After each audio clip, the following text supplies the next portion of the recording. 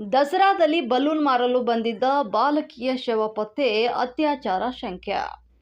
ಮೈಸೂರು ದಸರಾ ಎಂದಕ್ಷಣ ಎಲ್ಲರಿಗೂ ನೆನಪಾಗುವುದು ನಾಡದೇವಿಯ ಹಬ್ಬ. ಸಾಕಷ್ಟು ಮನೋರಂಜನಾ ವಸ್ತು ಪ್ರದರ್ಶನ, ಹಲವಾರು ವಿವಿಧ ಬಗೆಯ ವ್ಯಾಪಾರಿಗಳು. ಇವೆಲ್ಲವೂ ದಸರಾದ ಹಬ್ಬದಲ್ಲೂ ಎಲ್ಲರಿಗೂ ಜೀವನವನ್ನ ರೂಪಿಸಿಕೊಡುವ ಕಾರ್ಯವನ್ನ ದಸರಾ ಹಬ್ಬ ಒದಗಿಸುತ್ತದೆ. ಹಾಗೆ ದಸರಾ ಹಬ್ಬದ ಬಲೂನ್ ಮಾರಲು ಬಂದಿದ್ದಂತ ಬಾಲಕಿಯ ಶವ ಪತ್ತೆಯಾಗಿದ್ದು ಎಲ್ಲರನ್ನ ಗಾಬರಿ ಹಾಗೂ ಆತಂಕವನ್ನ ಉಂಟು ಮಾಡುವ ಸ್ಥಿತಿ ತಂದೊಡ್ಡಿದೆ.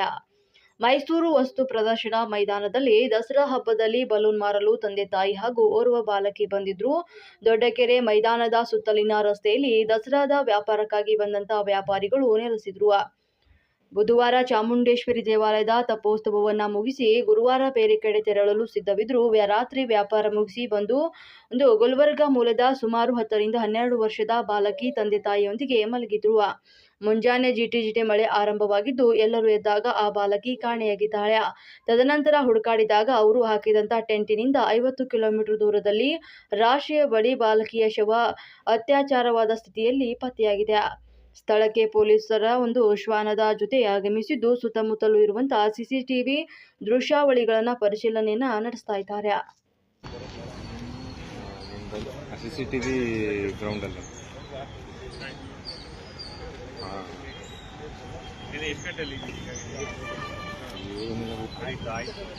ಗೊತ್ತಾಗಿದೆ.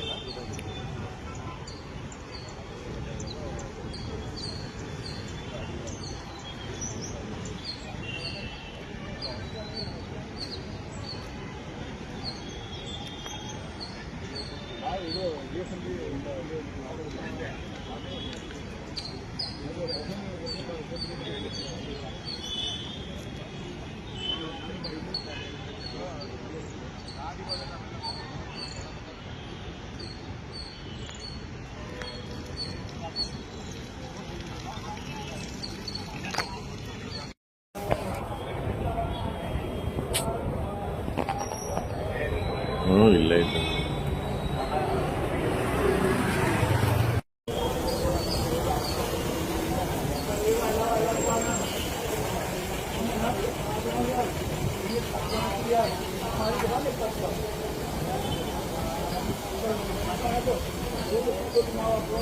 ಹೇಳ್ತಾರೆ ಇಲ್ಲ ಕಣ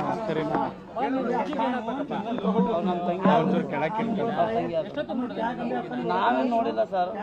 ನಮ್ಮ ಚಿಕ್ಕ ಪಾಪ ಅವ್ರು ಹೋಗಿದ್ದು ಟಾಯ್ಲೆಟ್ಗೆ ಹೋಗಿದ್ದು, ಬಟ್ಟೆ ಗಿಟ್ಟೆ ಎಲ್ಲ ರಕ್ತ ಎಲ್ಲ ನೋಡಿ ಅವ್ರು ಬಂದಿದ್ದು ನಮ್ಮನ್ನ ಹೇಳಿದ್ರು.